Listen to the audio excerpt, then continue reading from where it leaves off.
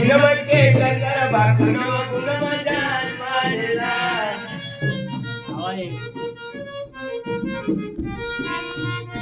अरे लाल लाल होठ तो लाल मत के बुनवा बुनवा जान मारला बुनवा जान मारला दिनवा करबो दिल के खुनवा बुनवा जान मारला अरे कावन सोना झुमका गड़ल कावन हो झुलानिया चोरी सटघरे बाड़ू झलकत बदनिया ऐसन सोहन कावर छोड़ल आय बुनवा बुनवा जान मारला बुनवा जान मारला दिनवा करबो दिल के खुनवा बुनवा जान मारला दिनवा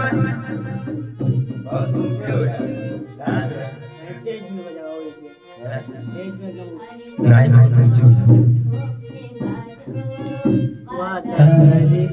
अरे भूल गई रे राजा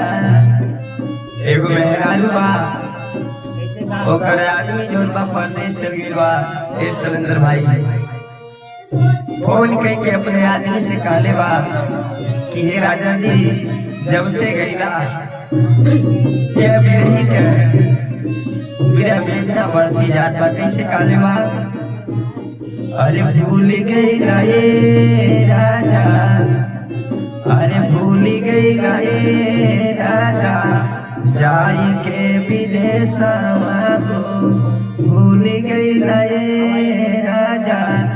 जाई के विदेशवा हो जाई के विदेशवा सैया जाई के विदेशवा हो जाई के विदेशवा राजा जाई के विदेशवा हो भूल गई रे राजा जाई के विदेशवा हो भूल गई रे राजा जाई के विदेशवा हो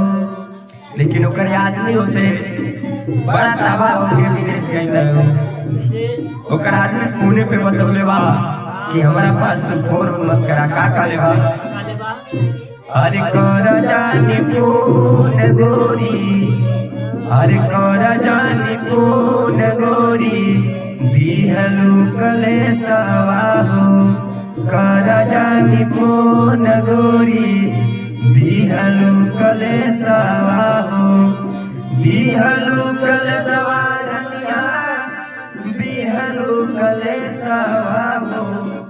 दिहलू कलेशवा रानी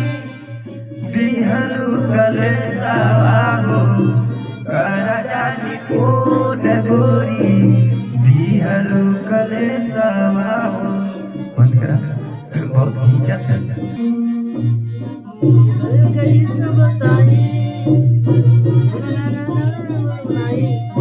जब जब पुरवैया हो